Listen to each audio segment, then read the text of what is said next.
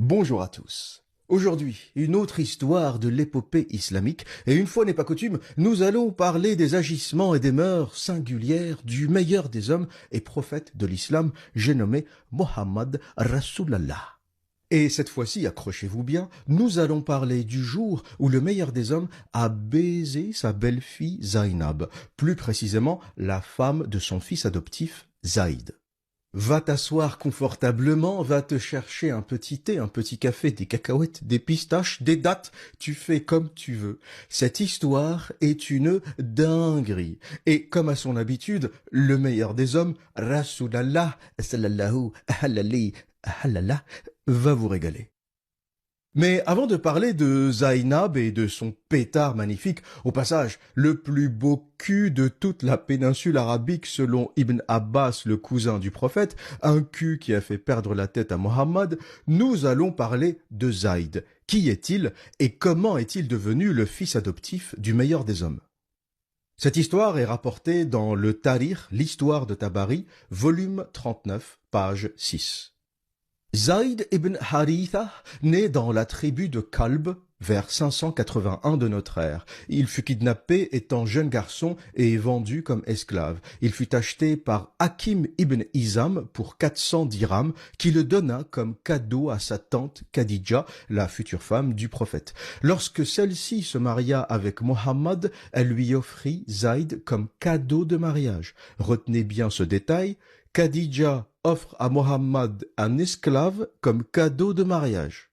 La famille biologique de Zaïd le retrouve à la Mecque plusieurs années plus tard, mais Zaïd choisit de rester avec Mohammed qui finit par l'adopter comme son fils, l'adoption étant une pratique courante en Arabie à l'époque. Et retenez bien ce fait également, car très important dans cette histoire, avant l'islam, l'adoption était légale chez les Arabes, mais bien plus tard, l'adoption sera interdite par le Coran dans la sourate Al-Ahzab, verset 37. Et je vous raconterai en détail dans ce podcast la raison aussi perverse que scandaleuse derrière l'interdiction de l'adoption pour les musulmans par Allah, le créateur de l'univers. Et ça nous donne l'occasion, avant de parler de la triste histoire de Zaïd et de ce que lui a fait son père adoptif Mohammed, de comprendre qui était vraiment le meilleur des hommes à ses débuts au travers de ce mariage plutôt atypique avec cette femme riche et puissante commerçante de Quraïch, Khadija, 15 ans plus âgée que lui. Elle avait 40 ans alors qu'il en avait 25 et elle épouse Mohammed en lui offrant un esclave. La première femme du meilleur des hommes était donc une sugar mamie qui l'a non seulement épousée, mais qui lui a aussi donné du travail. Il s'occupait de ses caravanes et de son commerce. Mohammed est donc le premier gold digger, la première michetonneuse de l'histoire, qui était logée, blanchie, nourrie par une riche et puissante commerçante, une riche et puissante femme de Quraïch, 15 ans plus âgée que lui. Surtout que le père de Khadija, n'étant pas d'accord pour ce mariage, elle a été obligée de le saouler, de l'alcooliser pour lui faire accepter cette alliance. Et voilà ce que nous dit Tabari, le plus grand érudit de l'histoire islamique concernant le mariage de Mohammed avec Khadija. Pour ceux qui ne le savent pas, Tabari a écrit le Tarikh, l'histoire de l'islam, et dans Tabari, le Tarikh, livre 6, page 49, Mohammed à la Mecque, on apprend la chose suivante de la part d'Al-Waqidi qui nous raconte: ils disent également que Khadija a envoyé un message au messager de Dieu l'invitant à l'épouser, signifiant par là qu'il devait se marier. C'était une femme très respectée et tout Quraïch aurait été désireux de l'épouser et aurait dépensé beaucoup d'argent à cette fin s'il l'avait aspirée. Elle a appelé son père à sa maison, l'a enivré de vin jusqu'à ce qu'il soit ivre, donc Khadija a appelé son père à la maison, elle l'a enivré de vin jusqu'à ce qu'il soit ivre, a égorgé une vache, l'a oint de parfum et l'a vêtue d'une robe rayée. Puis, elle a envoyé chercher le messager de Dieu et son oncle, et lorsqu'ils sont entrés, son père l'a mariée à lui. Lorsque son père a recouvert de son intoxication, il a dit: « Qu'est-ce que cette viande, ce parfum et ce vêtement ?» Elle a répondu: « Tu m'as marié à Mohammed bin Abdullah. » « Je n'ai pas fait cela, dit-il. » C'est le père qui répond, « Je ne t'ai pas marié. Le ferai-je alors que les plus grands hommes de la Mecque t'ont demandé en mariage et que je n'ai pas accepté ?» Cette histoire de Khadija qui enivre, qui alcoolise son père pour pouvoir épouser Mohammed est racontée et écrite noir sur blanc dans le Tarikh de Tabari, livre 6, page 49. Et en lisant l'histoire islamique, la Sirat Rasulallah de Ibn Ishaq, ainsi que les hadiths, on découvre que tout dans la vie de cet homme, Mohammed, le prophète de l'islam, est une arnaque. Tout est fait de mensonges, de violences, d'agressions, d'entourloupes.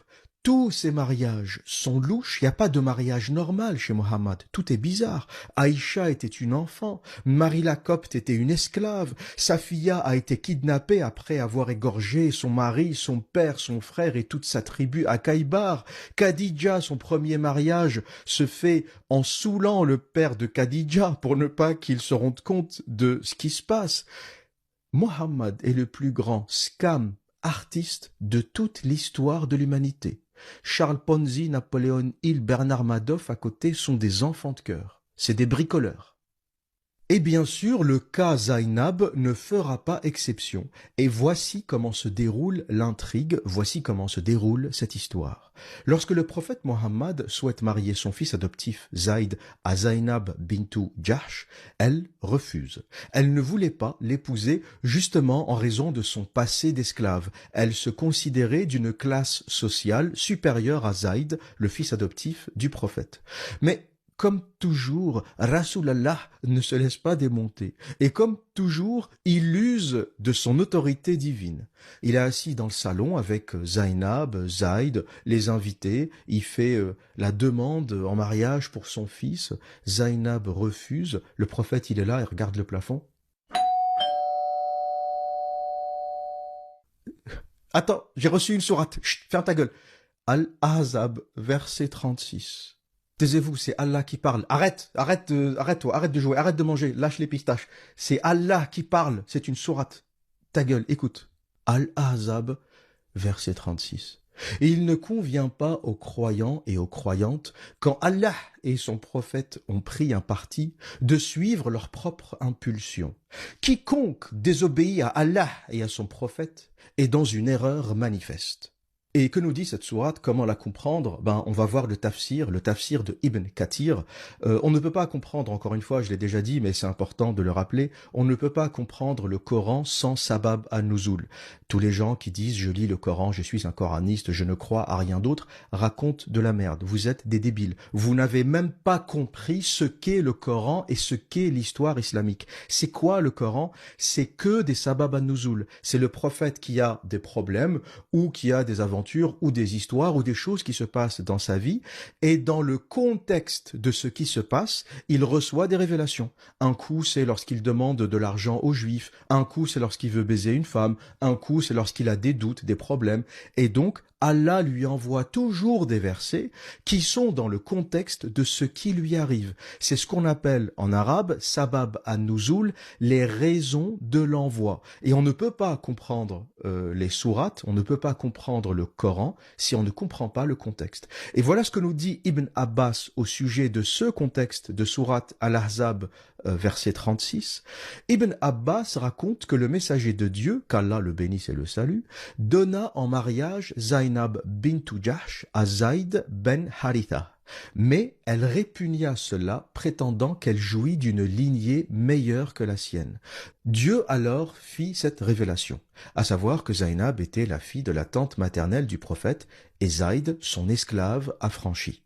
Donc voilà comment commence cette histoire. Le prophète veut marier son fils, la fille refuse, elle lui dit « Ton fils, tu l'as peut-être affranchi, mais pour moi ça reste un esclave, je ne veux pas de lui. » Ding dong! Allah envoie une sourate pour fermer leur gueule à tous ceux qui remettent en cause ce qu'il dit. Et en gros, Allah te dit qu'il ne convient pas aux croyants et aux croyantes, quand Allah et son prophète ont pris un parti, de suivre leur propre impulsion. Et voilà un peu le danger de l'islam, c'est-à-dire que Allah te dit ne réfléchis pas, ferme ta gueule. Quand Allah dit quelque chose et son prophète, tu le fais. Il te dit saute par la fenêtre, tu sautes. Ne réfléchis pas. Quand vous comprenez ça, vous commencez à comprendre le danger du Coran.